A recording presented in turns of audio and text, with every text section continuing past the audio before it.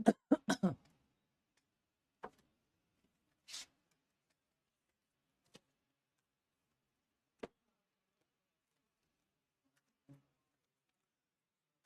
नमस्कार, जय हिंद। एक बार फिर से आप सबका स्वागत है हमारी आज की क्लास में। तो कैसे हैं आप सब लोग? क्या हाल चाल है भाई? देवियों और सज्जनों, आप सभी का स्वागत है आज की क्लास में।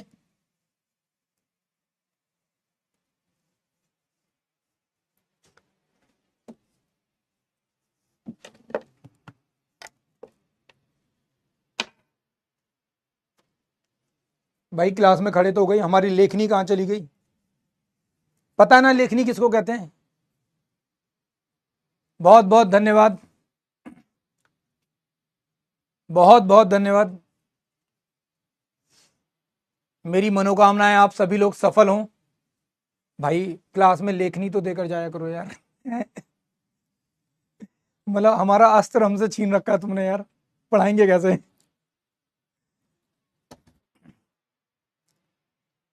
चलो, बहुत बढ़िया। तो बहुत बहुत धन्यवाद। मैं कामना करता हूं आप सभी लोग सफल हों। ठीक है, जीवन के ऐसे मुकाम पर पहुंचे जहां पर आप दूसरे लोगों के लिए आदर्श बन सको।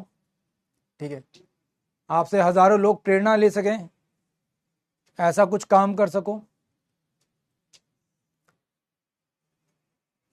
तो आगे बढ़ते हैं, आज की क्लास के बारे में पार्ट 4 हम लोग देख रहे हैं। ठीक है, जहां पे international organisation headquarters, intelligence agencies and city and rivers banks, हम लोग ये देखेंगे। थोड़ा सा इंपॉर्टेंट है।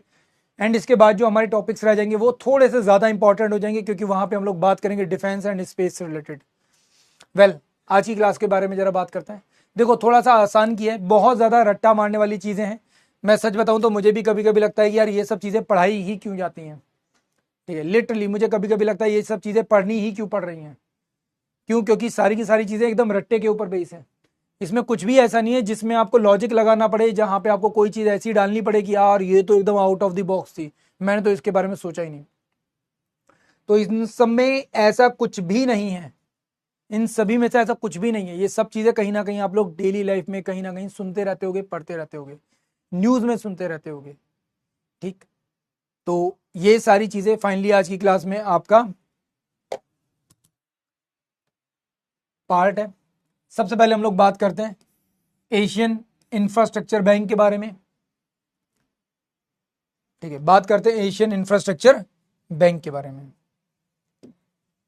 अगर इसके बारे में बात करते हैं तो इसका हेडक्वार्टर कहां पर है? बीजिंग, चाइना में सिचुएटेड है। कहां पर है? बीजिंग, चाइना में।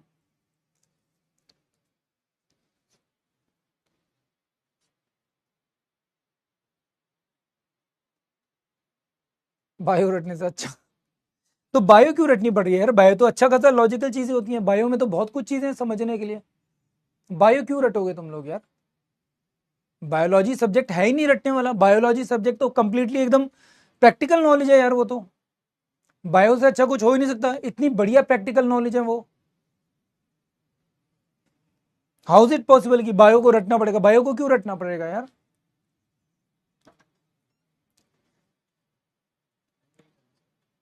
आ गया, गर्म पानी दे देना बस, मैंने बोला। अच्छा, नहीं, कौन कह रहा है भाई तुम्हें बायो रटने के लिए? हैं? बिल्कुल गलत कह रहा है। इतना बढ़िया बढ़िया सब्जेक्ट है तुम्हारा, रटना तो ये पड़ता है भाई। बायो कितना बढ़िया है, हर एक चीज का फिगर बनाया जा सकता है, हर एक चीज को ड्रॉ करके देख सकते हो, समझ सकते हो। प्रैक्टिकल नॉलेज है कंप्लीट बायो। तो ये बिल्कुल मत सोचो यार। वेल, इसके हेड या इसके सेक्रेटरी कौन है? जिन लिंग इसके हेड है। फिर आता है new development bank. New development bank वही होगा जहां पर ब्रिक्स के नेशंस के कंट्रीज होंगे। अब ब्रिक्स में कौन कौन आता है?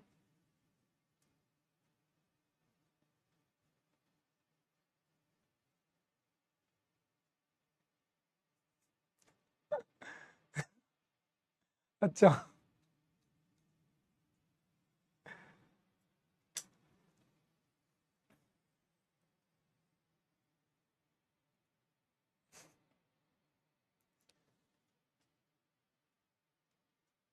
यार तुम लोग ऐसा कैसे कह सकते हो यार? मतलब देखो, मेरे जैसा आदमी अगर बायो पढ़ाएगा तो मैं समझ सकता हूँ कि हाँ शायद याद करवाने में मुझे दिक्कत हो यार। हैं सौम्या मैम तुमको पढ़ा रही हैं यार बायो, फिर भी तुमको याद नहीं हो रही है। मैडम को क्वीन ऑफ बायो कहते हैं, ऐसे ही कहते हैं क्या क्वीन ऑफ बायो, तुम लोग याद नहीं कर पा रहे हैं। तो बी फॉर ब्राजील, ठीक है, R for Russia, I for India, C for China, S for South Africa.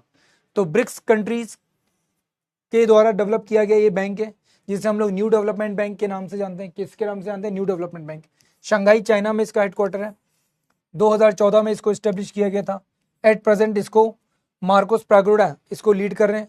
फिर आता है Asian Development Bank, one of the largest bank है after the World Bank. World Bank जब हम लोग बात करते हैं तो वर्ल्ड बैंक के बाद सेकंड सबसे लार्जेस्ट है। अगर हम लोग यहाँ पे बात करते हैं, एट प्रेजेंट 69 कंट्रीज इसका हिस्सा है। कितनी? 69 पार्टीज। पार्टीज का मतलब ही कंट्रीज से है या नेशन से है। तो 69 कंट्रीज इसका हिस्सा है। तो सबसे मतलब आफ्टर वर्ल्ड बैंक सबसे बड़ी ऑर्गेनाइजेशन है। ठीक, कहां पर है? मॉड्यूलोंग फिलीपींस में इसका हेडक्वार्टर है।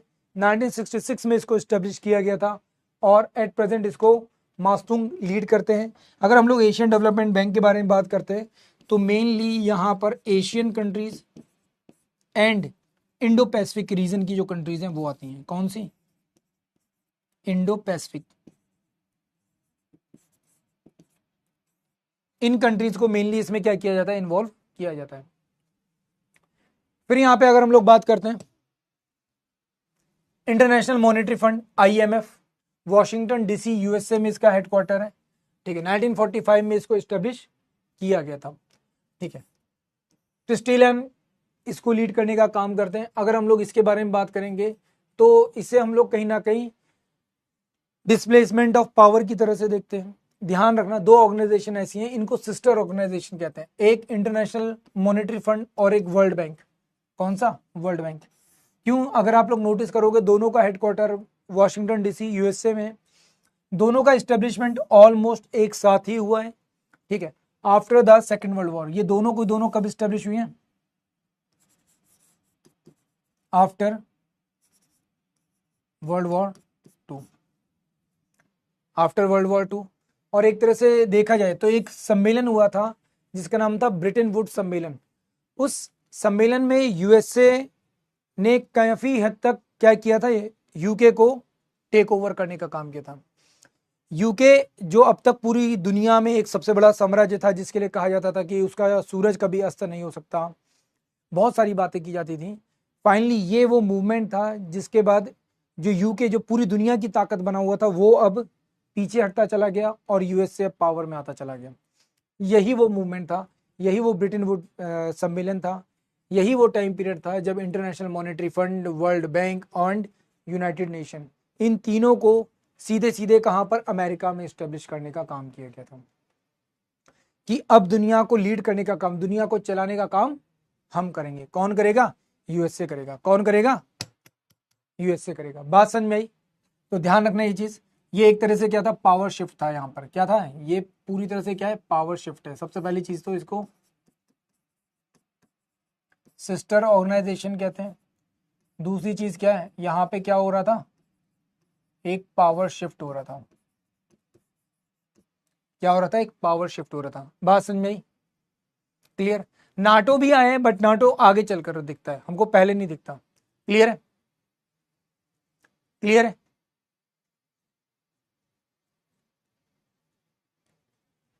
क्लियर? फिर आता है यूनाइटेड नेशन ऑर्गेनाइजेशन, UNO के बारे में बात करते हैं। UNO के बारे में बात करते हैं तो न्यूयॉर्क में स्टेब्लिश है। इसके बारे में कुछ ऐसा जो ना जानने को, मतलब जो ना पता हो, 1945 में स्टेब्लिश हुआ था। एंटोनियो गुटेरेस आज के टाइम पीरियड पे इसको क्या कर रहे हैं? लीड करते हैं। फिर आता है यूनाइटेड नेशन जनरल असेंबली, जो कि एक्चुअल में इसी का पार्ट है।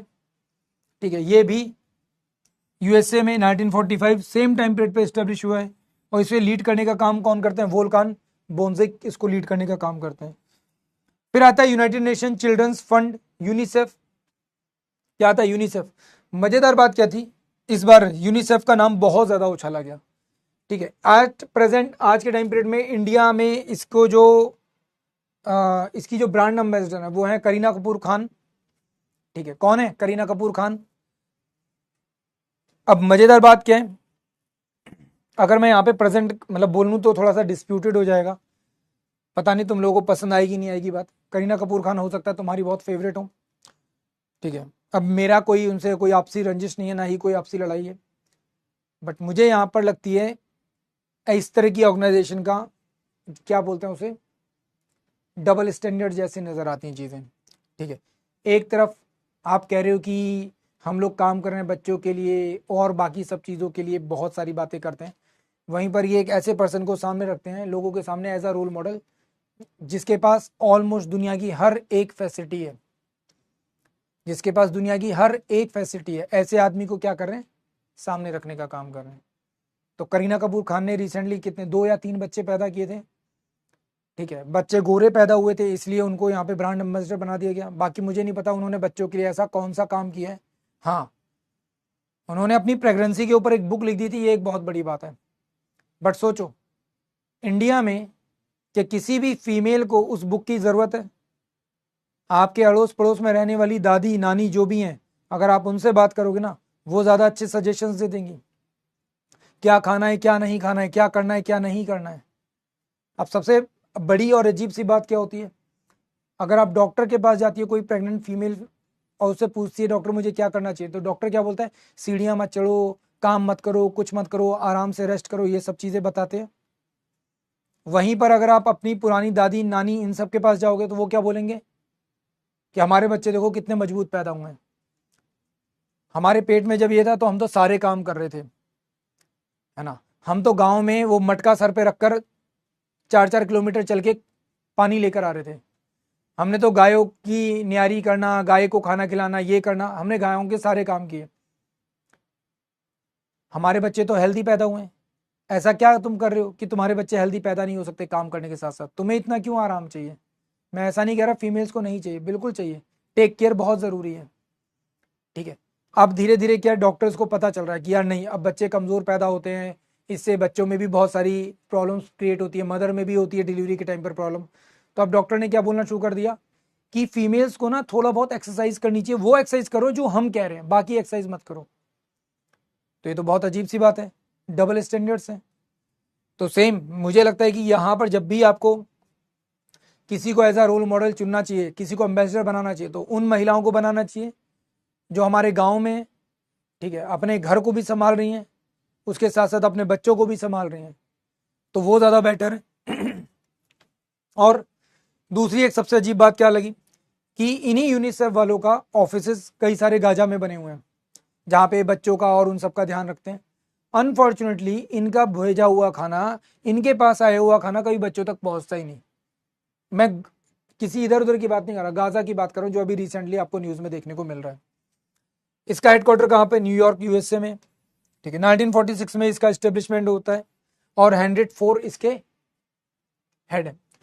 फिर आता है United nation conference trade and development, इसका हेडक्वार्टर जनेवा में। ध्यान रखना कि जितनी भी ऐसी चीज़ें हैं जो मैक्सिमम ट्रेड से जुड़ी हुई हैं, जितनी भी ऐसी चीज़ें हैं जो ट्रेड के साथ साथ जुड़ी हुई हैं, आपके ट्रेड बिजनेस बैंकिंग से जुड़ी हुई हैं, वो ज़्यादातर चीज़ें कहाँ पे मिलेंगी आपको, जनेवा में मिलेंगी। जनेवा स्विट्जरलैंड ही क्यों, जनेवा स्विट्जरलैंड इसलिए क्योंकि स्विट्जरलैंड हमेशा अपने आप को न्यूट्रल रखता है, चाहे कहीं पर किसी की भी कोई भी लड़ाई चल रही हो, मुझे कोई फर्क नहीं पड़ेगा, मैं न्यूट्रल हूं। तो इसी वजह से हर एक देश ने अपने आप को क्या कहा, जनेवा स्विट्जरलैंड में शिफ्ट किया है। तो 1964 में इसको एस्टेब्लिश किया गया था। इसाबेल डोरेंट इसको क्या करते हैं, लीड करने का काम करते हैं आज के टाइम पीरियड में, ठीक है। फिर आता है वर्ल्ड हेल्थ ऑर्गेनाइजेशन, अगेन कहां पर मिलेगा आपको, जनेवा स्विट्जरलैंड। इसको एस्टेब्लिश किया गया था कब, 1948 में, ठीक है। ट्रेनाडो इसको क्या कर रहे हैं, लीड करने का काम कर रहे हैं। अभी आपको पता होगा सबसे ज्यादा डिस्प्यूटेड इन्हीं का टेन्योर माना जाता है। इन्हीं के टाइम पीरियड पे हमको क्या देखने को मिला, कोविड-19 देखने को मिला, और इन्होंने बहुत चालाकी के साथ ये कोशिश की किसी तरीके से क्या करना है, चाइना को इस सब से बचाना है, ठीक है। तो वो सब चीज़ें भी देखने को मिली। दूसरी इंफॉर्मेशन की कमी, इन्होंने लोगों के साथ इस मतलब इमरजेंसी कंडीशन को शेयर ही नहीं किया। चाइना ने इनको इंफॉर्मेशन तो दी पर चाइना ने बोला भाई थोड़े टाइम के लिए बचा लो, उसके बाद देखा जाएगा। तो ये बड़ा अनफॉर्चुनेट है। फिर आता है वर्ल्ड इकोनॉमिकल फोरम। क्या था world economical forum? New York USA में 1971 में स्टेब्लिश किया गया था। ठीक है, क्लाउस स्क्रूवा इसको लीड करने का काम करते हैं। फिर आता है इंटरनेशनल लेबर ऑर्गेनाइजेशन आईएलओ। कहां पर है? जेनेवा स्विट्जरलैंड में 1919 में इसको स्टेब्लिश किया गया था। आपको पता भी होगा लेबर डे सेलिब्रेट करते हैं 1 मई को। ठीक है, गाई राइडर इसको लीड करने का काम करते हैं। फिर आता है वर्ल्ड ट्रेड ऑर्गेनाइजेशन WTO। कहां पर है? जेनेवा स्विट्जरलैंड में। ठीक है, 1995 में स्टेब्लिश हुआ था। WTO को सबसे पहले हम लोग क्या कहते थे? कहते थे गेट, GATT। क्या कहते थे? GATT, gate. गेट का मतलब क्या है? Journal agreement of trade and tariff. Journal agreement of trade and tariff. पहले ये सिर्फ और सिर्फ किसके लिए काम करता था? यूरोपियन कंट्रीज के लिए काम करता था। किसके लिए काम करता था? यूरोपियन कंट्रीज के लिए। पर 1990s के आसपास जाकर यूरोपियन कंट्रीज को पता चला हम तो कुएं के मेंढक जैसे हो जाएंगे, वी नीड टू एक्सपेंड। तो क्या किया इन्होंने बोला अब से गेट खत्म और WTO, अब सभी दुनिया के सभी देश या इसका क्या बन सकते हैं? हिस्सा बन सकते हैं। बट अनफॉर्चुनेटली WTO के जो नॉर्म्स हैं वो सिर्फ और सिर्फ किसके अकॉर्डिंग है? यूरोपियन यूनियंस और अमेरिकन के अकॉर्डिंग है। अनफॉर्चुनेटली ये आज भी जो डिसीजंस लेते हैं वो किसके अकॉर्डिंग लेते हैं? USA और यूरोपियन यूनियंस के अकॉर्डिंग लेते हैं। ठीक है, और इसमें ये अकेला नहीं है, चाहे वर्ल्ड हेल्थ हो, ठीक है, चाहे आपका वर्ल्ड बैंक हो, चाहे आपका IMF हो, ये सभी एक्चुअल में इसी तरीके से काम करते हैं। फिर आता है world metrological organization, Geneva Switzerland. ठीक है, 1950 में स्टेब्लिश हुआ है। ठीक है, Gerald Edrick and Petri Tatis इसको लीड करने का काम करते हैं। फिर आता है world intellectual property organization, Geneva Switzerland, 1967 में इसको स्टेब्लिश किया गया। इसके डायरेक्टर जनरल डैरिन टैंग इसको लीड करते हैं। फिर आता है international community of the red cross society. अब अगर मैं कहूं कि इंपॉर्टेंट कौन सा है तो भाई इंपॉर्टेंट वाले याद करना, सारे मत करना। ये 3 इंपॉर्टेंट है, ये भी,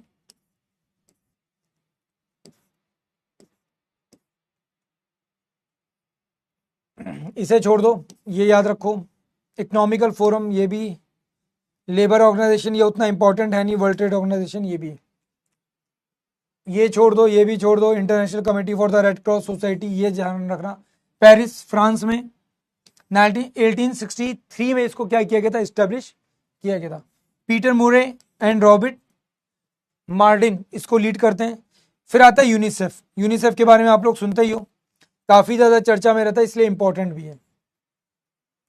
पेरिस फ्रांस 1945 में स्टैब्लिश किया गया था। ठीक है, एंड्रयू ओजेल इसको लीड करने का काम करता है। फिर आता है organization of economical corporation and development, ये उतना इंपॉर्टेंट तो नहीं है। ठीक है, OCD। तो यहां पे आता है पेरिस फ्रांस में 1961 में स्टैब्लिश किया गया था। जोसी एंजेलिन गुटेरा इसको लीड करने का काम करना है। फिर आता है इंटरनेशनल एटॉमिक एजेंसी, ये इंपॉर्टेंट है, बहुत ज़्यादा डिस्कशन का पार्ट रहती है। एंड आज के टाइम पीरियड पे तो और ज़्यादा है क्योंकि कई देश यहाँ पर बात कर रहे हैं। ठीक है, वियना ऑस्ट्रिया एंड 1957 इसको लीड करते कौन? Rafael Mariano. फिर आता है organization of petroleum exporting country, OPEC, ये बहुत चर्चा में रहता है, कई बार इंडिया के अगेंस्ट स्टेप लेता है। आजकल काफ़ी ज़्यादा डरा हुआ सा रहता है क्योंकि इंडिया की इकोनॉमी जिस तरह से ग्रो कर रही है, इनको पता है धंधा तो वहीं से मिलेगा। ठीक है, ज़्यादातर इसमें कौन से देश हैं? अरेबियन कंट्रीज हैं, तो एक्चुअल में उन्हीं का कंट्रोल इसके ऊपर रहता है। सितंबर 1960 में स्टेब्लिश किया गया था। मोहम्मद बारकेंदो इसको लीड करने का काम करते हैं। फिर आता है एमिटी इंटरनेशनल, ये वही ऑर्गेनाइजेशन है जिसको इंडिया ने खदेड़ के बाहर निकाला है। यूके में 1961 में इसे एनजे कालमार्ड इसको लीड करने का काम करते हैं। फिलहाल इंडिया से ये क्या है? बाहर है। क्यों बाहर है? क्योंकि इंडिया में बहुत ज़्यादा क्या कर रहे थे? एंटी इंडिया सेंटिमेंट्स को हाइप देने की कोशिश कर रहे थे, लगातार इंडिया में लोगों को भड़का रहे थे। लगातार इंडिया में लोगों को भड़का रहे थे। किस लिए भड़का रहे थे? कि इंडिया में किसी तरीके से जो इंडियन डेमोक्रेसी है उसमें हमारा इन्फ्लुएंस बढ़ जाए, ठीक है। इररिलेवेंट जो पिटिशंस होती हैं वो डाल रहे थे, कभी कोर्ट में, कभी कहीं कभी कहीं। गवर्नमेंट ने बोला तुम है हो कैसे इंसान यार, तुम्हारा कोई दीन ईमान धर्म है या नहीं है? तो गवर्नमेंट ने इनको किया बाहर, बोला अब तुम्हारे ऑपरेशंस इंडिया में बंद, तुम इस लायक ही नहीं हो कि तुमको अपने साथ बैठाया जाए। फिर आता है इंटरनेशनल मैरीटाइम ऑर्गेनाइजेशन, कहां पर स्टेब्लिश है? यूनाइटेड किंगडम, 1948 में स्टेब्लिश किया गया था। इसे लीड करते हैं कौन? किटिक लीम। फिर आता है कॉमनवेल्थ, राष्ट्रमंडल देश। तो ये वही देश हैं जो कभी ना कभी किसके गुलाम रहे हैं? इंग्लैंड के गुलाम रहे हैं। तो यूके लंदन में स्टेब्लिश है, 1931 में स्टेब्लिश किया गया था। हेड क्वीन एलिजाबेथ, अरे ये तो मर गई है, सॉरी, प्रिंस चार्ल्स आज के टाइम पीरियड पे, है ना। वैसे इनकी भी उम्र ज्यादा बची नहीं है, ठीक है। Secretary general burns, Scotland. अब होता यही है कि हेड जो भी होगा वो यूके का जो भी प्रेसिडेंट, सॉरी यूके का जो भी राजा होगा वो होगा, और इसका जो जनरल सेक्रेटरी होगा वो स्कॉटिश फैमिली से होगा। कहां से होगा? स्कॉटिश फैमिली से होगा। तो ये रॉयल फैमिली के लोग ही इसको क्या करते हैं? लीड करते हैं। रॉयल फैमिली कहां की? यूके की, सॉरी इंग्लैंड की बोलना चाहिए था वैसे।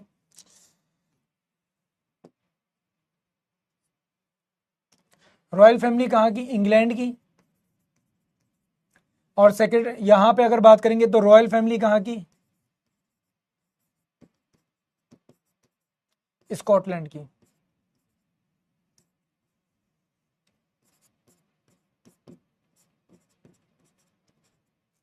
कहां की?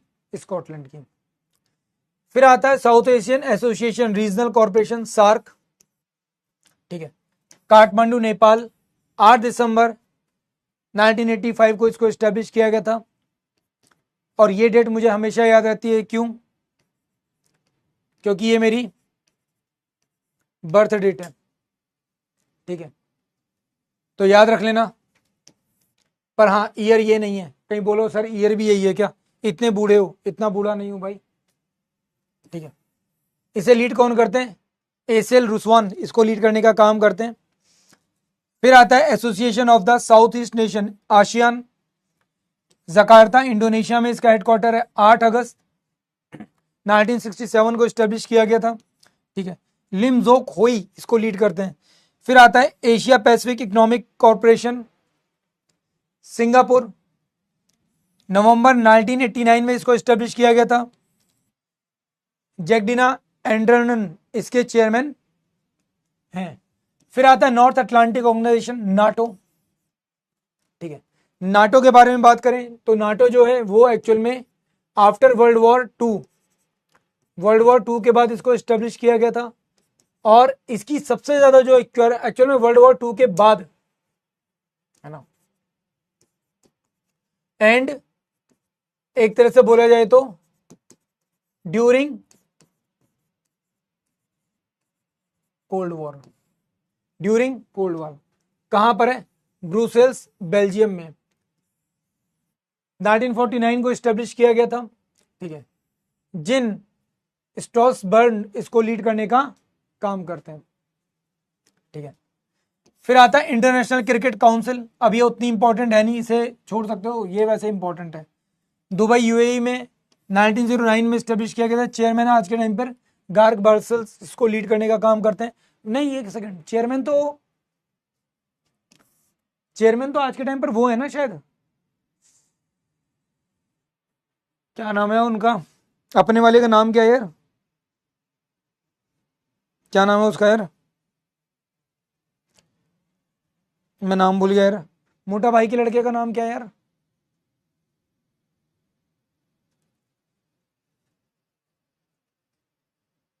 क्या यार,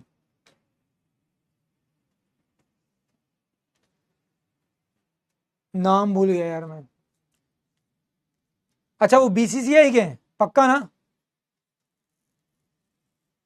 जय शाह, हाँ जय शाह की बात कर रहा हूँ। जैसा ही है ना आज के टाइम पीरियड पे, देख लेना भाई, मुझे लग रहा है शायद गलती कर दी मैंने यहाँ पे। Food agriculture organization FAO Rome Italy में है, 1945 में स्टैब्लिश किया गया था। क्यू डोंजो इसको लीड करने का काम करता है। फिर आता है international court of justice ICJ, कहां पर है? हेग। ये इंपॉर्टेंट है, पूछा जा सकता है। हेग नीदरलैंड, 1945 में स्टैब्लिश हुआ था। जॉन डॉनगो ने इसको लीड करने का काम करता है। फिर आता है इंटरनेशनल ओलंपिक कमेटी, कहां पर है? लॉसेंस स्विट्जरलैंड में, 1894 में स्टैब्लिश किया गया था। थॉमस बाच इसको लीड करने का काम करते हैं। फिर आता है federation international the football association, FIFA जिसको हम लोग कहते हैं, ठीक है। ज्यूरिक स्विट्जरलैंड में है, 1904 में स्टैब्लिश किया गया था। एंड गिना फ्रंटो इसको लीड करने का काम करते हैं। फिर आता है यहाँ पे world bank fund of nature, ठीक है, ग्लाड स्विट्जरलैंड में 1961 में स्टैब्लिश हुआ था और पवन सुखदेव इसको लीड करते हैं। फिर आता है Bay of Bengal Initiative for the Multilateral Sector Technical Economical Corporation, जिसे ब्रिक्सिट कहते हैं। क्या कहते हैं? ब्रिक्सिट कहते हैं। इसका हेडक्वार्टर कहां पे है? ढाका बांग्लादेश में। कहां पर है? ढाका बांग्लादेश में। 1997 में इसको स्टैब्लिश किया गया था। और जितने भी बे ऑफ बंगाल के कंट्रीज हैं वो सभी के सभी क्या है? इसका हिस्सा बनते हैं। क्लियर? तो रोटेशन के हिसाब से है यहाँ पर। फिर आता है world anti doping agency, Montreal Canada में, जो कि स्पोर्ट्स की डोपिंग को चेक करती है। इसे वोल्टा बांका लीड करने का काम करता है। फिर आता है बैंक ऑफ इंटरनेशनल सेटलमेंट, ये बहुत पूछा जाता कई बार। बेसल स्विट्जरलैंड में 1930 में स्टेब्लिश किया गया था। एंड अगस्तीन कास्ट्रेंड इसको लीड करने का काम करते हैं। ICC के ही है ना? हाँ सही है, इसे लिख लेना भाई, सही कर लेना। कहाँ गए मोटा भाई?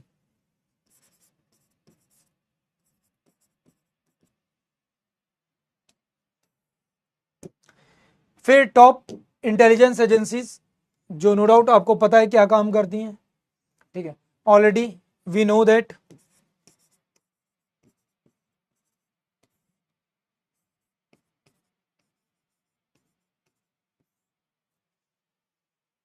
पता है ना क्या काम करती हैं?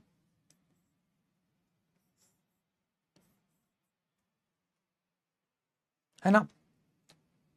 तो सबसे इंपॉर्टेंट है मोसाद, ठीक है, जिसका एस्टेब्लिशमेंट किया गया था कब?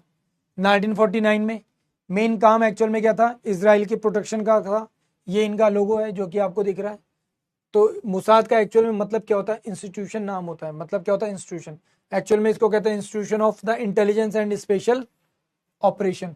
मोटो भी क्या है? इंटेलिजेंस कलेक्ट करना, ठीक है, covert operations and counter terrorism, इस तरह की चीजों के ऊपर काम करना इनका मेन काम है। हेडक्वार्टर कहां पे? तल अवीव इजराइल में। फिर आता है central intelligence agency CIA, USA की, 1947 में स्टेब्लिशमेंट होता है। सिविलियन फॉरेन इंटेलिजेंस सर्विसेज है ये, किसकी? USA की। इसके अलावा एक और है FBI, पर FBI इंटरनल करती है और CIA एक्सटर्नल, बाहर के मुद्दे संभालती है। और CIA लिटरली कई देशों के लिए बहुत बड़ा खतरा बनी। इवन हमारे देश के लिए भी ये CIA अपने आप में बहुत बड़ा खतरा है, क्योंकि USA की गवर्नमेंट चाहे कुछ भी बोले, कुछ भी करे, इनको उससे कोई फर्क नहीं पड़ेगा। इनका एक ही एजेंडा है, हर देश हमारे सामने कमजोर दिखना चाहिए। तो लिटरली आप लोगों ने सुना होगा, इसी CIA के थ्रू फोर्ड फाउंडेशंस फंड दिया जाता है। फोर्ड फाउंडेशन को क्या दिया जाता है? फंड दिया जाता है। और तुम सोच के हैरान रह जाओगे, ये वही फाउंडेशन है जिसने इंडिया में कई मल्टीपल प्लेसेस पर फंड देने का काम किया था, ठीक है। और ये वही ऑर्गेनाइजेशन है, कई बार यहाँ पर इसके बारे में बोला भी जाता है, अब यहाँ पर बोलना थोड़ा अजीब होगा। अरविंद केजरीवाल को भी इन्होंने ही फंडिंग दी थी एक बहुत बड़े लेवल पर। उसके बाद उन्होंने उस फंडिंग को चुपचाप हटा दिया फोर्ड फाउंडेशन की। फोर्ड फाउंडेशन को पूरी की पूरी फंडिंग CIA के थ्रू आती है, पूरी फंडिंग। तो इंडिया के मैक्सिमम जो NGOs हैं, जो ज़्यादातर इंडिया के अगेंस्ट स्टेप ले रहे हैं, वो ज़्यादातर फोर्ड फाउंडेशन के थ्रू फंडेड हैं, और ये बात सच है। एक पर्सन है, मैं नाम क्या है उसका, नाम यार मैं भूल रहा हूँ क्या नाम है, जिसने बांग्लादेशियों के लिए केस लड़ने का काम किया था, बांग्लादेशियों के लिए कहा था, और ये अभी कुछ टाइम पहले न्यूज़ में बोला था कि हम 20,000 बांग्लादेशियों को अपने देश में बर्दाश्त नहीं कर सकते। महाराष्ट्र का एक आदमी है यार, क्या नाम है उसका, मेहता हर्षद नहीं, क्या नाम है यार, मैं नाम भूल रहा हूँ, मिस कर रहा हूँ नाम में। उसको भी फंडिंग कई बार यहाँ से आती है। और एक और ऑर्गेनाइजेशन है जिसे सीआईए सपोर्ट करता है, तुम लोगों ने सुना होगा, एक और ऑर्गेनाइजेशन है जिसे सीआईए सपोर्ट करता है जिसका नाम था US add. US add actual में कोई ऑर्गेनाइजेशन नहीं है, ये एक्चुअल में एक यूएस के थ्रू दी जाने वाली हेल्प है। हर्ष मंदार, यस एग्जैक्टली, विकास बिल्कुल सही, हर्ष मंदार। तो इंडिया में ऐसे कई सारे ऑर्गेनाइजेशंस हैं, ठीक है, लिटरली कई सारे ऑर्गेनाइजेशंस हैं। इवन अभी तुम लोग जो देख रहे हो बिहार में जो हो रहा है कि इलेक्शन कमीशन के काम को किसी तरह से रोकने की कोशिश चल रही है, वोटर आईडी कार्ड वेरिफिकेशन और इन सब कामों को रोकने की कोशिश जो की जा रही है पटना हाई कोर्ट में जाकर, जो एनजीओ जा रहे हैं उसमें से 10 पिटीशंस डाली गई हैं इन एनजीओ के थ्रू, 10 पिटीशंस। और इन 10 पिटीशंस का कहना यह है कि ये कुछ जो भी कर रही है ना इलेक्शन कमीशन, इसको बंद कर देना चाहिए। केवल एक सिंगल पिटीशन है जो सपोर्ट में गई है, बाकी सारी की सारी पिटीशन अगेंस्ट में गई है। सोचो, ये एनजीओ जो हमारे देश में है, हमारे देश के लिए कितना बड़ा खतरा है। सक्सेस, अरे बहुत बड़े लेवल पे सक्सेस है। कई सारे केसेस को जीतना जरूरी नहीं होता, लोगों के माइंड में वो होता है ना, जहर डालना जरूरी होता है। और लिटरली ये 100% सक्सेसफुल है, तुम सोच के हैरान रह जाओगे।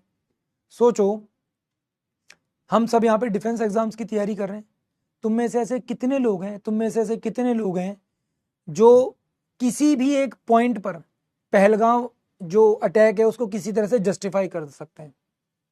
नहीं कर पाओगे। पहलगाम अटैक में जो भी कुछ हो रहा था वो बिल्कुल सही हुआ है ना, इंडिया ने जो भी कुछ रिटेलिएशन में किया बिल्कुल सही किया है ना, कुछ गलत किया क्या हमने? नहीं किया। पर सोचो, ये एनजीओ ऐसे हैं जो लिटरली उसके अगेंस्ट में खड़े हैं, उन सब एक्शंस के अगेंस्ट में खड़े हैं। अभी इन्हीं कुछ ऑर्गेनाइजेशंस, इन्हीं कुछ लोगों ने मिलकर अभी रिसेंटली इंडिया में बोला था, तुम लोगों ने सुना होगा कल परसों की न्यूज में, कि भारत बंद, ठीक है, और ये बोला गया था 24 करोड़ लोग इस भारत बंद का हिस्सा बनेंगे, पर हुआ कुछ भी नहीं। पर ये एनजीओ इस चीज को प्रमोट कर रहे हैं, जितना हो सकता है उतना तक पुश कर रहे हैं इस चीज को। सोचो, वेल इवन केरल में जो ऑर्गेनाइजेशन है पीएफआई, फंड्स ज्यादातर ऐसी जगहों से आते हैं। वेल सीआईए मैंने आपको वैसे तो बता दिया, मेन ऑब्जेक्टिव क्या है वो आपको पता ही है, ठीक है, इंफॉर्मेशन कलेक्ट करना, हेडक्वार्टर कहाँ पे, वर्जीनिया यूएसए में, ठीक है। फिर आता है फेडरल सिक्योरिटी सर्विस यूएसएसआर, ठीक है, जिसे आप लोग केजीबी कहते हो, एक्चुअल में केजीबी ना कहकर हम लोग कई बार उसे क्या बोलते हैं, फेडरल सिक्योरिटी सर्विस, ठीक है, इसी को आप लोग क्या बोल देते हो, केजीबी बोल देते हो। एक्चुअल में केजीबी नाम नहीं है सर, ध्यान रखना, केजीबी नाम नहीं है, केजीबी इसका पुराना नाम था, ओल्ड नेम था। क्या था? ओल्ड नेम था। क्लियर?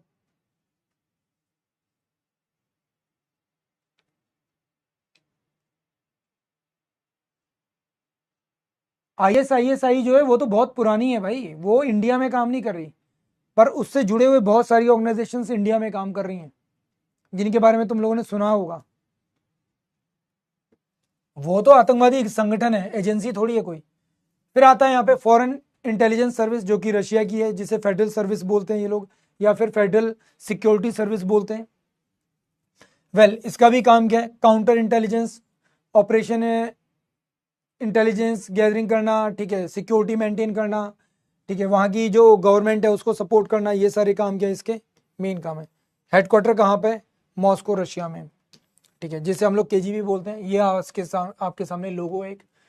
फिर आता है central external license department, China. तो ये चाइना की कम्युनिस्ट पार्टी की क्या है, एक तरह से बोला जाए तो प्रोटेक्टर है। ये चाइना की प्रोटेक्टर नहीं है, ध्यान रखना, कम्युनिस्ट पार्टी की प्रोटेक्टर है। किसकी प्रोटेक्टर है? कम्युनिस्ट पार्टी की प्रोटेक्टर है एक तरह से, ठीक है। इसका मेन काम भी क्या है? किसी भी तरीके का जो इन्फ्लुएंस है पॉलिटिकल पार्टी के अगेंस्ट में उसको खत्म करना, ठीक है। एक थिंक टैंक को डेवलप करना जो कंट्री के लिए और पॉलिटिकल पार्टी को सपोर्ट करने के लिए काम करे। इसका हेडक्वार्टर कहाँ पर है? बीजिंग, चाइना में। कहाँ पर है? बीजिंग, चाइना में। तो ये एक्चुअल में काम ही किसके लिए कर रही है? कम्युनिस्ट पार्टी ऑफ चाइना के लिए काम करती है। फिर आती है जापान की, ठीक है, जिसका नाम क्या है?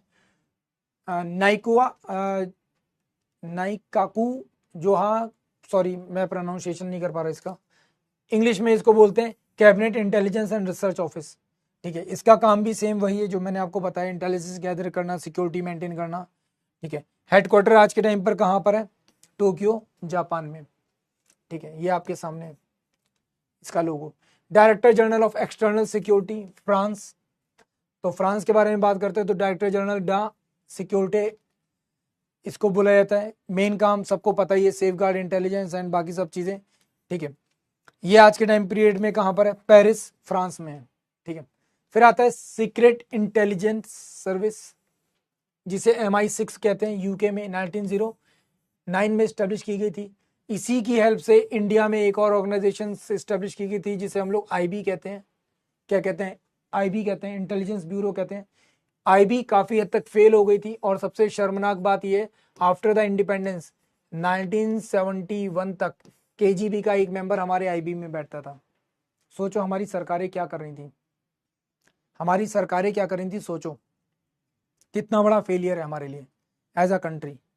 और MI6 या लंदन की जो सीक्रेट एजेंसी है उसका एक अधिकारी प्रॉपर इंडिया में अपॉइंट होता था और उस पर्सन के सामने पूरी की पूरी इंटेलिजेंस की सारी फाइल, सारी इंफॉर्मेशन उसके सामने जाती थी। वो देखता था, पढ़ता था, वेरीफाई करता था एंड फिर अगर जरूरत पड़ी तो उसे आगे भेजता था, वरना वो इंडिया में रहती थी इंफॉर्मेशन।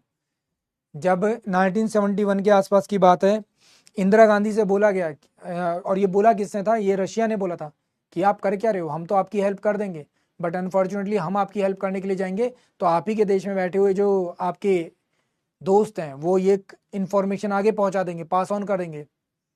तब इंदिरा गांधी ने यहाँ से इसको रवाना किया है। और ये सारी चीज़ें आप लोग कहोगे सर ये सब चीज़ें नेट पर क्यों नहीं मिलती, कई जगह पर हमको मिलती क्यों नहीं है? मिलती है इसलिए नहीं है क्योंकि बहुत सीक्रेटिव तरीके से इसे रखा गया है, बाहर ही नहीं आने देते। ये बाहर कब आई? जब सुभाष चंद्र बोस के ऊपर एक रिसर्च चल रही थी। एक पर्सन है जिनका नाम है अनुजधर एंड चंद्रचूड़। ये दो लोग सुभाष चंद्र बोस के ऊपर बहुत बड़े लेवल पे रिसर्च कर रहे थे। उस रिसर्च के टाइम पीरियड में इनको पता चला सुभाष चंद्र बोस का पीछा जो MI6 है, इंग्लैंड की खुफिया एजेंसी है, वो आफ्टर इंडिपेंडेंस भी कर रही थी। और यही रीजन है कि उनको छुप के रहना पड़ता। हमारी गवर्नमेंट ये साइन करके देकर गई है कि जब भी हमें सुभाष चंद्र बोस मिलेंगे तो हम उनको आपके हाथ में देंगे। ये कौन लिख कर दे रहा है? हमारी सरकारें बोल रही हैं। आपको लग रहा हो सर ऐसा कैसे हो सकता है, हमारी सरकारें इतनी बड़ी बात कैसे बोल सकती हैं? लिटरली हमारी सरकारें ये काम कर रही हैं हमारे देश में ही। सोचो आफ्टर इंडिपेंडेंस हम लोग ये सब चीजें फेस कर रहे हैं। आज के टाइम पीरियड में किसी भी पर्सन के अंदर इतनी हिम्मत नहीं है कि सवाल पूछ ले कि सुभाष चंद्र बोस को क्यों छुपकर रहना पड़ा, अपने ही देश में क्यों छुपकर रहना पड़ा।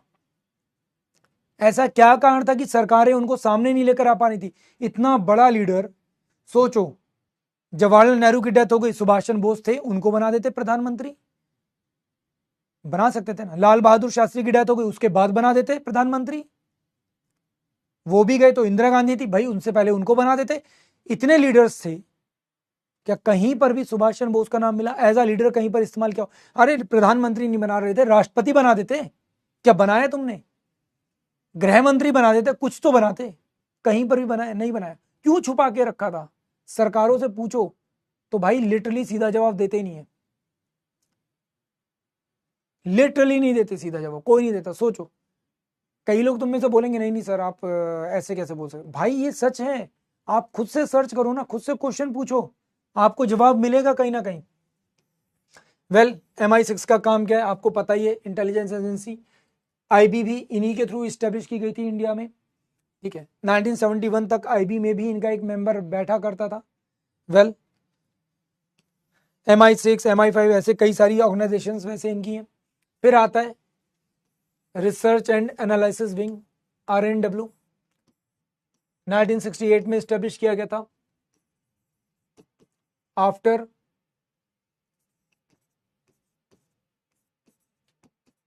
इंडो चाइना एंड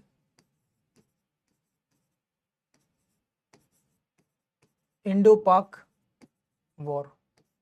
इन दोनों वॉर्स में हमें काफी अच्छा खासा नुकसान हुआ। हम लोग कहते जरूर हैं कि इंडो पाक वॉर हम लोग जीते 1965 की, बिल्कुल, पर पाकिस्तान पूरे डंके की चोट पर कहता है ये वॉर तो हम ही जीते हैं।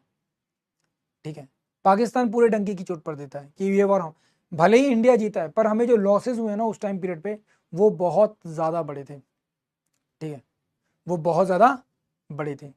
वेल, अनुसंधान एंड विश्लेषण हिंदी में इसको कहेंगे, बट फिलहाल आप लोग RNW बोलना है, हिंदी विंदी के चक्कर में मत पड़ना।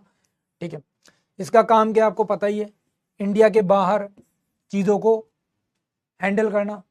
ठीक है, आप लोग ऑलरेडी जानते ही हो। अब इंडिया के साथ सबसे बड़ी समस्या क्या है पता है? अगर मैं तुम्हें कहूं ना इंडिया के साथ सबसे बड़ी समस्या क्या है, तो तुम्हें पता चलेगा। इंडिया के साथ सबसे बड़ी समस्या क्या है? हम लोग इंटेलिजेंस नहीं करते। हम लोग इंटेलिजेंस नहीं करते, अनफॉर्चुनेटली हम लोग क्या करते हैं, सिर्फ काउंटर करते रहते हैं।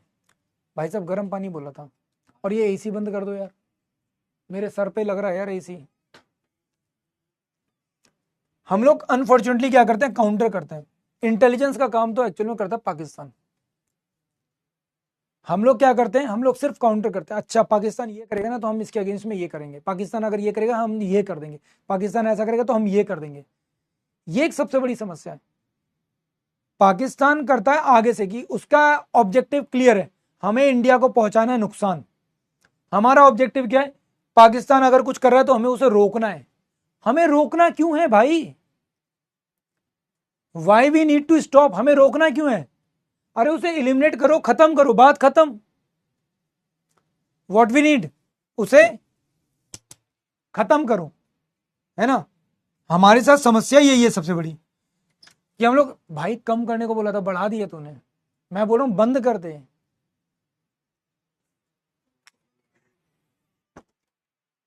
बात समझ में आई? तो हमको एक्शंस की जरूरत है, काउंटर की जरूरत नहीं है आज के टाइम पीरियड पे, समझे।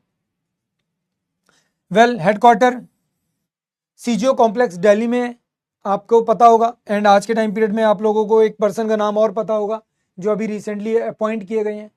क्या नाम है?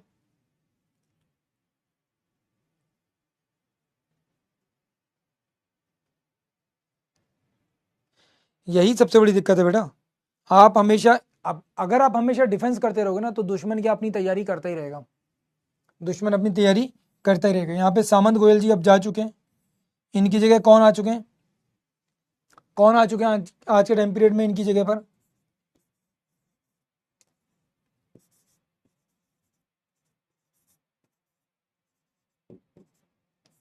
पराग जैन, ये भी एक IPS ऑफिसर है।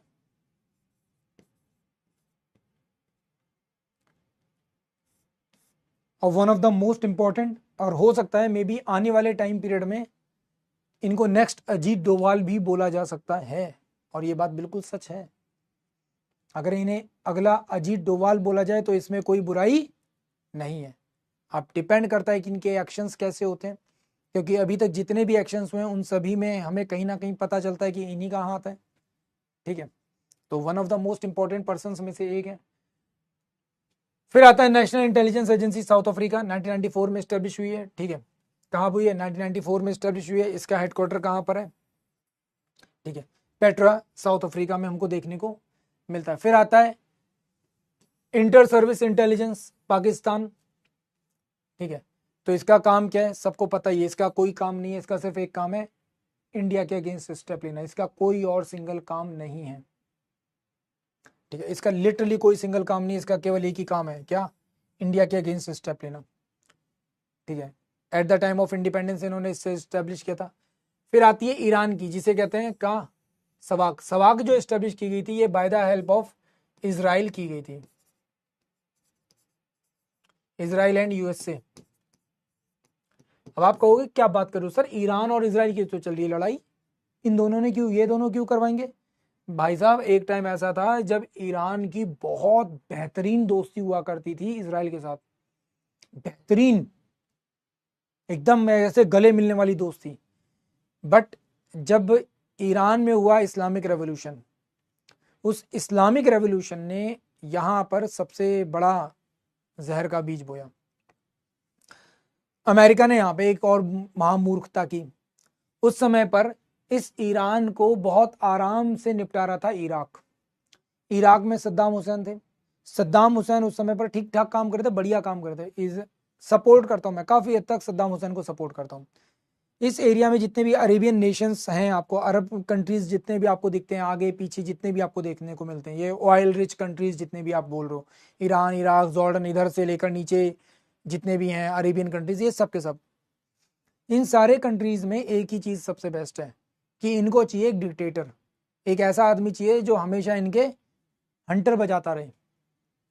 और लिटरली ये उसी डिक्टेटर के साथ खुश रहते हैं, क्योंकि इनको डेमोक्रेसी दोगे, डेमोक्रेसी के नाम पे ऐसी तैसी कर देंगे, लिटरली ऐसी तैसी कर देंगे लोग। इन्हें डेमोक्रेसी इन सब की चीज़ों का समझ में नहीं आता, ठीक है, इन्हें समझ में आती है डिक्टेटर वाली लैंग्वेज। और लिटरली ये बात सच है, जब तक ईरान में शाह था बहुत बढ़िया रूल था, बहुत बेहतरीन तरीके से चल रहा था ईरान, बहुत सही डायरेक्शन में ग्रो कर रहा था। इराक जब तक सद्दाम हुसैन के पास पावर थी बहुत बढ़िया चल रहा था, सब कुछ अच्छा था, टाइम पर लाइट आती थी, रोड्स कंस्ट्रक्शन, हर एक चीज, each and everything beautiful. But यहां पे अमेरिका कौन समझाए, ठीक है, अमेरिका का वही वाला हाल है, माई वे और हाईवे। अमेरिका ने सबसे बड़ी बेवकूफ़ी क्या की, ईरान जब यहाँ पे आया इस्लामिक रेवोल्यूशन लेकर, तो अमेरिका की बुद्धि में ये बात नहीं गई कि अगर ये चीज़ शुरू होती है तो इससे और भी देशों के ऊपर इम्पैक्ट पड़ेगा और हमारे ऊपर भी इम्पैक्ट पड़ेगा। अमेरिका को ये चीज़ समझ ही नहीं आ रही थी। अमेरिका ने सबसे बड़ा ब्लंडर क्या किया, अमेरिका ने ईरान को खड़ा किया जब, और जब ये उनके हाथ से निकला तो उसने सोचा यार इराक तो हमारे हाथ से जा ही रहा है, सद्दाम हुसैन वहां पे पावर में आ गया, एक काम करता है ईरान को सपोर्ट कर देंगे इनडायरेक्टली, तो ईरान हमारे सपोर्ट में आ जाएगा। तो जब यहाँ पर एक्शन हुआ था, क्या बोलते हैं, ओसामा बिन लादेन ने जब वर्ल्ड ट्रेड सेंटर गिराया था, तो अमेरिका को मौका मिला, अमेरिका ने जानबूझ के हर जगह पर वर्ल्ड ट्रेड सेंटर में ओसामा बिन लादेन के साथ जानबूझ के इराक के जो उस समय डिक्टेटर सद्दाम हुसैन, उनका नाम डालना शुरू कर दिया। एट लास्ट सद्दाम हुसैन को मारा गया, वो एक आपको सामने है इंफॉर्मेशन पूरी की पूरी। और जैसे ही ऐसा हुआ उसके बाद ईरान के सामने कोई काउंटर बचा नहीं, और ईरान आज के टाइम पर क्या कर रहा है आपको दिख ही रहा है, महिलाओं के साथ क्या कर रहा है मोरल पुलिसिंग के नाम पर, ठीक है, आपको दिख ही रहा है आज के टाइम पर वहां पे क्या कंडीशंस हैं वो आपको दिख ही रहा है, ठीक है। और जो भी देश इस्लामिक रेवोल्यूशन का हिस्सा थे आज के टाइम पीरियड में, उन सभी देशों की स्थिति हद से ज्यादा बर्बाद स्थिति है, हद से ज्यादा बर्बाद स्थिति है। और यही रीजन है, इस्लामिक रेवोल्यूशन से खुद को सबसे पहले अगर किसी ने अलग किया है तो वो किसने किया है, जॉर्डन ने अलग किया है। जॉर्डन जिसे लीड कौन कर रहे हैं, मोहम्मद साहब की फैमिली के सक्सेसर्स जो हैं वो लीड कर रहे हैं, ठीक है, उनकी फैमिली के पूरी जो फैमिली है उनकी वो लीड कर रही है, ठीक है, वो लोग लीड कर रहे हैं। आप लोग इंटरनेट पे ये सब चीज़ें सर्च कर सकते हो, मैं आपको बहुत शॉर्ट फॉर्मेट में ये सारी इन्फॉर्मेशन दे रहा हूँ। वेल इसका हेडक्वार्टर कहाँ पर है, तेहरान, ईरान में। आज के टाइम पीरियड में आप ईरान को देख ही रहे हो, भाई रुकने को तैयार नहीं है, लिटरली रुकने को तैयार नहीं है।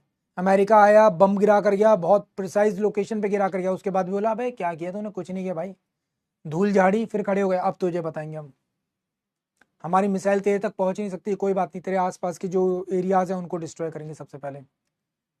साथ में इसराइल तेरा वाला है, तो इसराइल के ऊपर तो मारेंगे मारेंगे, सबसे पहले उसने ही शुरू किया था। अब इसराइल को ज़रूरत नहीं थी, इसराइल ने किया क्यों, क्योंकि किसी तरीके से ईरान को झुकाने की कोशिश है कि ईरान अगर किसी तरीके से अमेरिका के साथ डील कर लेता है तो समस्या ख़त्म, कंट्रोल में रहेगा, वो हो नहीं सकता। तो अभी सिर्फ और सिर्फ फिलहाल केवल एक ही टारगेट है अमेरिका का भी और इसराइल का भी, कि किसी भी तरीके से प्रिसाइज इंफॉर्मेशन मिल जाए कि ईरान का जो रिलीजियस लीडर है, अगर वो एक बार आ जाए तो पक्का हम उसे मार देंगे। अगर उससे निपटा दिया फिर जनता अपने आप वहां पे संभाल लेगी सब कुछ। और लिटरली ये किया भी इन्होंने कि वहां के पूरे ब्रॉडकास्ट चैनल को सबको हैक किया और वहां के एक प्रॉपर मैसेज लोगों को दे दिया हैक करके कि आप लोगों को रिवॉल्ट करना पड़ेगा, आप लोगों को आज़ादी चाहिए, है ना। इवन ये तक बताया कि भाई देखो पहले तुम्हारा देश कैसा था, अब तुम्हारा देश कैसा है।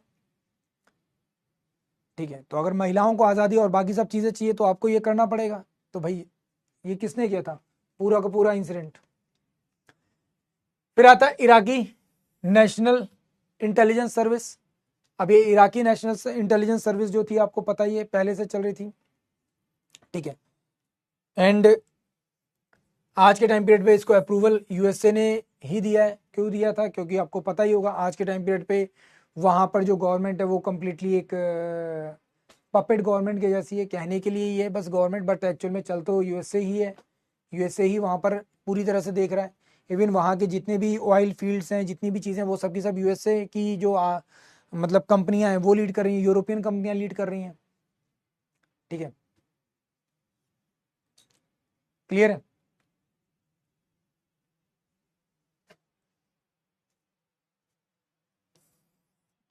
तो 3 बिलियन तक का इसको क्या किया गया था, फंड दिया गया। एंड सीआईए की ऑपरेशंस हेल्प इन सब में हेल्प करता है। इसका हेडक्वार्टर कहाँ पे? बगदाद, इराक में, ठीक है। अदर डिफेंस एजेंसीज आपके सामने हैं, ठीक है। ये भी आप लोग यहाँ पे पढ़ लेना, देख लेना कौन कौन सी हैं, लिस्ट बहुत लंबी है फिलहाल। अब बात करते हैं इंटेलिजेंस एजेंसीज इन इंडिया। कौन कौन सी इंटेलिजेंस एजेंसीज हैं? रॉ तो आपने पढ़ी लिया, उसके अलावा भी बहुत सारी हैं। सबसे पहले आती है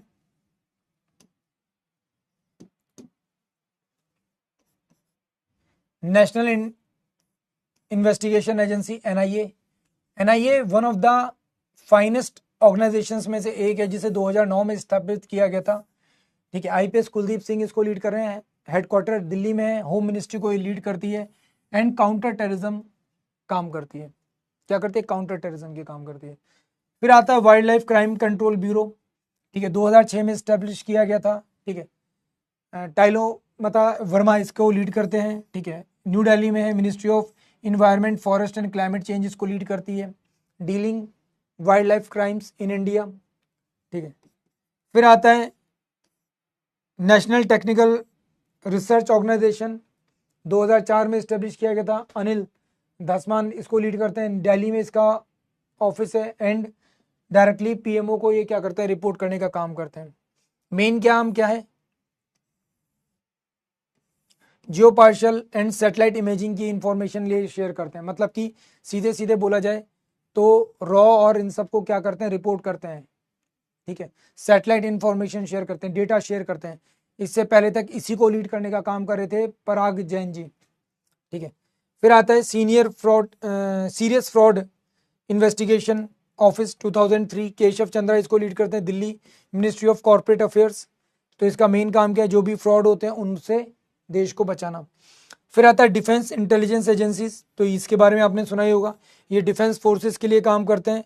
2002 लेफ्टिनेंट जनरल केजीएस ढिल्लन इसको लीड करने का काम करते हैं। अभी एक सेकेंड, इसको चेंज हो चुके हैं, केजीएस ढिल्लन देखता हूँ मैं अभी बाद में।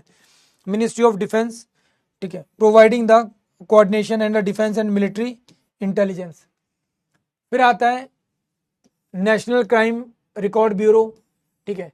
1986 आईपीएस रामपाल पवार और दिल्ली में मिनिस्ट्री ऑफ होम अफेयर्स क्या काम करते हैं? क्राइम एंड क्रिमिनल्स के इंफॉर्मेशंस को गैदर करना, और ये सारे काम इनके होते हैं।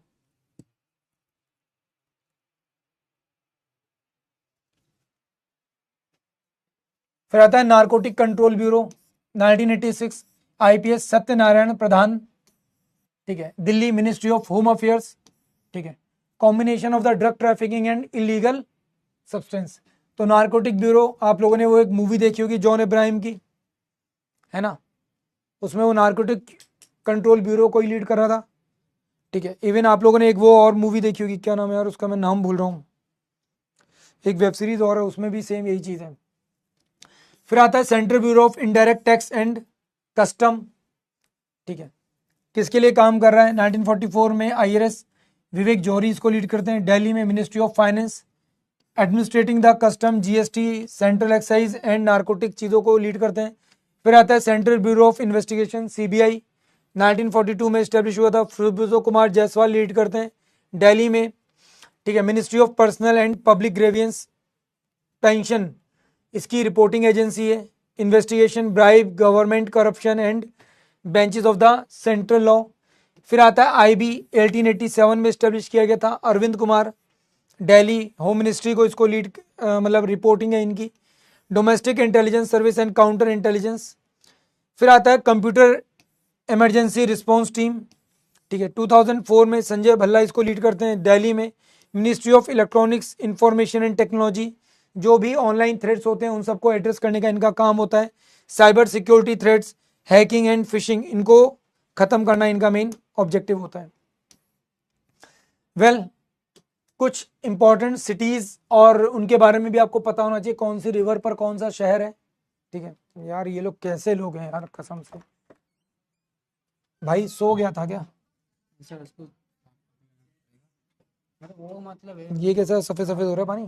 कौन सा पानी? भाई दूसरा पानी लेकर आ जा, प्यासे ही मार दोगे तुम लोग, गला बैठ जाएगा भाई। नहीं है भाई साहब, दूसरा लेकर आ जा भाई दोस्त। क्या हो गया भाई? पानी साफ नहीं है यार।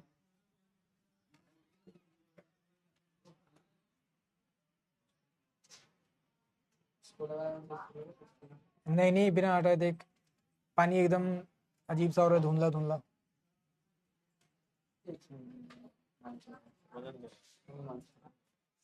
क्या कर रहे हो यार?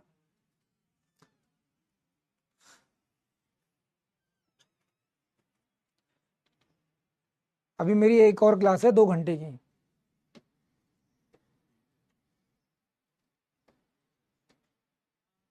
तपन कुमार डेका है, अच्छा सही कर लेना भाई उसे, तपन कुमार डेका। गंगाखेड़ कहाँ पर है? गोदावरी नदी पर है, महाराष्ट्र में।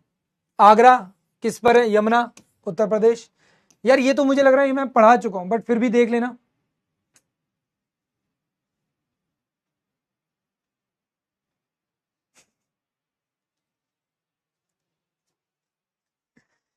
भाई कौन बताया अब इनको? मुझे कुछ नहीं चाहिए होता, ना खाने के लिए चाहिए ना कुछ चाहिए, बस पानी चाहिए, और वो भी चाहिए गर्म। मुझे और कुछ नहीं चाहिए, बस गर्म पानी पिलाते रहो। अब ये मत बोलना सर फिर सैलरी की क्या जरूरत है, गर्म पानी पीते रहो, पढ़ाते रहो।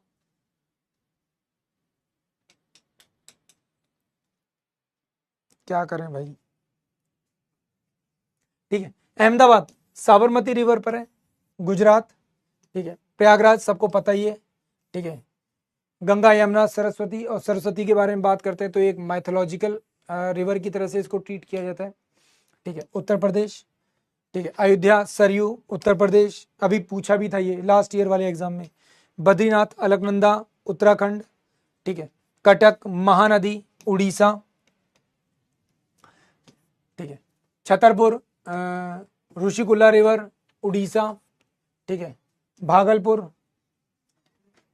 बहुत बहुत धन्यवाद भाई तेरा। इसमें सब लगा है, अच्छा,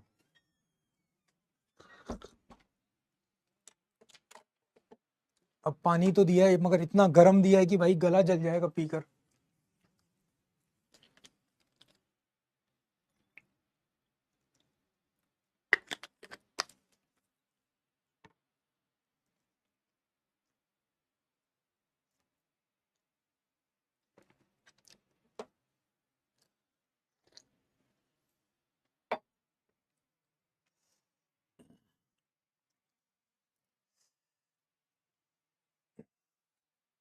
क्या क्वेश्चन है भाई?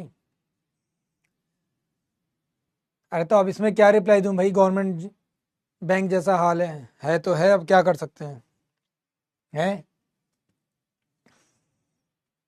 नहीं, दाल बाटी चूरमा भी है, डार्क चॉकलेट भी पसंद है, लिट्टी चोखा भी पसंद है, पर हर चीज हर जगह नहीं मिल सकती ना। अच्छा, लेकर आता हूँ किसी दिन। लाता हूँ। कोलकाता हुगली रिवर पर है, वेस्ट बंगाल। न्यू दिल्ली यमुना, ठीक है। डिब्रूगढ़ ब्रह्मपुत्रा रिवर पर असम। फिरोजपुर सतलुज पर पंजाब। गुवाहाटी ब्रह्मपुत्रा असम। हरिद्वार गंगा उत्तराखंड। हैदराबाद मूसी रिवर तेलंगाना। फिर आता है रामगोंडा गोदावरी रिवर तेलंगाना। जबलपुर नर्मदा, ये पूछा हुआ है, नर्मदा। कानपुर गंगा। कोटा चंबल राजस्थान, ये भी पूछा हुआ है। जम्मू तवी रेलवे स्टेशन के नाम से याद रखना, जम्मू तवी। जौनपुर गोमती रिवर पर है, एंड गोमती पर ही लखनऊ भी है। पटना गंगा, ठीक है। राजमुंदरी गोदावरी, और ये इंपॉर्टेंट है राजमुंदरी, ध्यान रखना। श्रीनगर झेलम जम्मू कश्मीर। फिर आता है बेंगलोर, ठीक है। वृषभद्री रिवर कर्नाटक। फिर आता है फरुखाबाद गंगा, ठीक है। रांगपो तिस्ता रिवर पर है, ये इंपॉर्टेंट है, पूछा जा सकता है। राजकोट अज्जी रिवर पर है गुजरात। फिर आता है गया फल्गु रिवर पर है, ये भी पूछा जाता है, जिसे निरंजना भी कहते हैं। हिस्टोरिकल रिवर है, एक हिस्टोरिकल मतलब प्लेस है ये। कन्नौज गंगा पर है, ठीक है। मैंगलोर नेत्रवती एंड गुरुपुरा रिवर पर है। फिर आता है शिमोगा तुंग रिवर पर है, एंड भद्रावती भाद्रा रिवर पर है। सूरत तापी, वाराणसी गंगा, विजयवाड़ा कृष्णा, ठीक है। वडोदरा विश्वामित्री, मथुरा यमुना, मिर्जापुर गंगा, एंड इटावा यमुना, ठीक है। वैसे इटावा की एक खास बात ये, इटावा में यमुना भी मिलती है, एक सेंगर रिवर है, ठीक है। इटावा में ही आपको चंबल देखने को मिलती है, ठीक है। और इटावा एक ऐसी कंडीशन है, अब मुझे 2 रिवर्स का नाम याद नहीं आ रहा, यहां पे 5 रिवर का क्या है पॉइंट है, प्रयाग जिसको हम लोग कहते हैं, है ना। 5 रिवर्स का क्या है, प्रयाग है। प्रयाग का मतलब कि यहां पे रिवर्स मिल रही है, संगम हो रहा है, संगम है। अभी मुझे ना 2 रिवर का नाम याद नहीं आ रहा, बट कोई बात नहीं। अगर वर्ल्ड की सिटीज देखेंगे, पेरिस, ठीक है। Seine river France, London, Thames river पूछा जाता है, ठीक है। कायरो नील रिवर इजिप्ट, ठीक है। न्यूयॉर्क हडसन रिवर, ये भी पूछा जाता है, यूके, ठीक है। Shanghai Yangtze river China. Bangkok Chao Phraya river Thailand. फिर आता है Budapest Danube river Hungary, and Danube river पर ही आता है वियना, ये क्या है आपके इंडस्ट्रियल रीजन है, इसलिए इंपॉर्टेंट है। फिर आता है रोम, ठीक है। टिबर रिवर, मॉस्को मॉस्कोवा रिवर, इसी के नाम से आप लोगों को पता होगा, ब्रह्मपुत्र एंड मॉस्कोवा, ब्रह्मोस। सिडनी, ठीक है। परमांता रिवर टोक्यो, ठीक है। सुमिदा रिवर लाहौर रावी, ठीक है। Washington DC Potomac river, Berlin Spree and Havel, ये इंपॉर्टेंट है, जर्मनी वाला ध्यान रखना। Hamburg Elbe river and Baghdad Tigris, Tigris important है, ध्यान रखना आप लोगों का।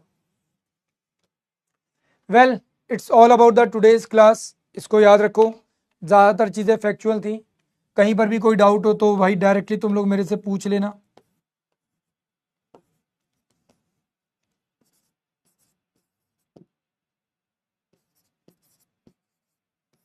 ठीक है, कुछ लोग पर्सनल वाले पे कनेक्ट हो, वहां पे रहो, जो यहाँ पर हैं वो यहाँ पे रहो। अरे हर चीज थोड़ी खाते हैं यार, हर चीज थोड़ी खा लूंगा भाई। तुम लोगों को लग रहा है हाँ यार ठीक है, रेस्टोरेंट खुल गया तो सर को बोलते रहेंगे, सर नाम लेते रहेंगे।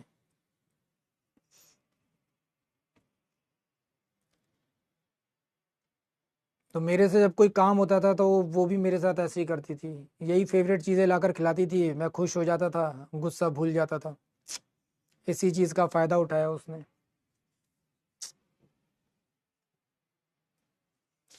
ऐसी चीज़ें याद मत दिलाया करो यार। और तुमको तो पता ही है मैं बड़ा ही नरम दिल का आदमी हूँ, बात बात पर मुझे याद आ जाती है ना।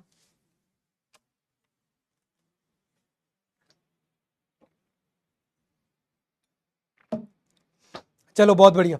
तो ये सब चीज़ें जो अपने लोगों ने पढ़ी हैं इनको अच्छे से याद कर लेना, ठीक है। एंड शायद 1 या 2 क्लासेस और हैं, उसके बाद आपका पूरा का पूरा पार्ट खत्म हो जाएगा एंड फिर हम लोग प्रॉपर चीज़ों को याद करना शुरू करेंगे। ठीक है, रिवाइज करना शुरू करेंगे। ठीक है, चलो तो फाइनली मुझको दीजिए विदा। Thank you so much. जय हिंद।